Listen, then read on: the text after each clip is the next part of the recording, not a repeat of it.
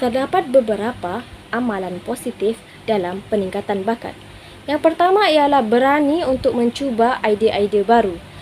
Implikasi daripada keberanian ini, kita akan memperoleh atau mengetahui sejauh mana kebolehan diri dalam pelbagai perspektif. Kita juga akan dapat meningkatkan tahap keyakinan diri. Amalan positif yang kedua ialah memberi dorongan terhadap kreativiti sekaligus dapat menyumbang kepada pemikiran baru. Amalan positif yang keempat, kita akan memberi pengiktirafan terhadap usaha-usaha original. Amalan positif dalam peningkatan bakat yang seterusnya ialah kita dapat mengenali bakat-bakat yang ada dan dapat mempelajari dengan lebih mendalam bakat-bakat yang sedia ada. Setelah itu, kita juga dapat memupuk bakat-bakat yang ada dan mempraktikkannya. Selain daripada itu, peningkatan bakat juga dapat menggalakkan dalam penyertaan aktiviti-aktiviti kreatif dan dapat menggalakkan percambahan pikiran. Akhir sekali, amalan positif dalam peningkatan bakat ialah kita dapat menyediakan persekitaran dan suasana yang melahirkan idea-idea kreatif.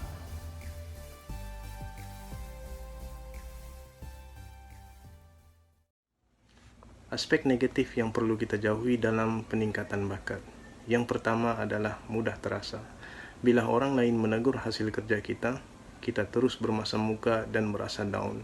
Ini bermakna kita mudah terasa bila mendapat teguran daripada orang lain.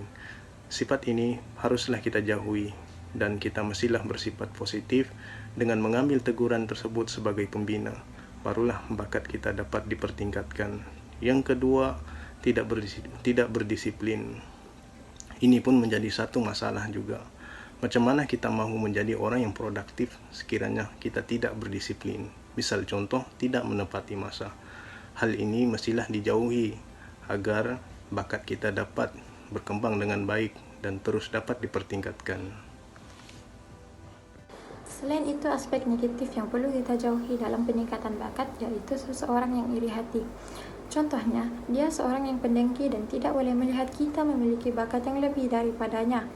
Oleh itu, kita hendaklah sentiasa berfikiran positif seperti kita berasa bangga dan gembira apabila kita melihat kawan kita memiliki bakat yang lebih daripada kita kerana ia dapat membantu kita di hari kelak.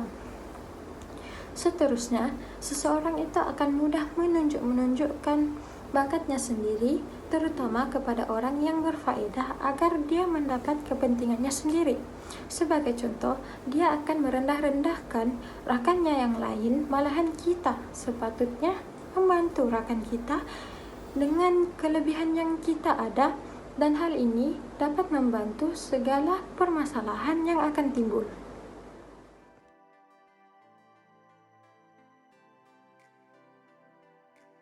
Peningkatan bakat dapat dirumuskan sebagai proses untuk meningkatkan bakat sedia ada dan untuk mendedahkan bakat baru. Usaha meningkatkan bakat perlu disokong kerana kebolehan yang ditunjukkan dapat menjadi dorongan kepada diri sendiri dan juga orang lain. Walaupun individu mempunyai bakat, tetapi tidak semua bakat dapat dilihat dengan jelas kerana kebanyakannya masih terpendam. Oleh itu, usaha perlu dijalankan bagi mencungkil, memupuk, memperkembang dan meningkatkan bakat. Hasrat organisasi untuk memberi peluang kepada setiap individu untuk memperkembangkan semua potensi bakat yang dimiliki. Bakat perlu diperkembangkan selari dengan perubahan era yang semakin berdaya saing.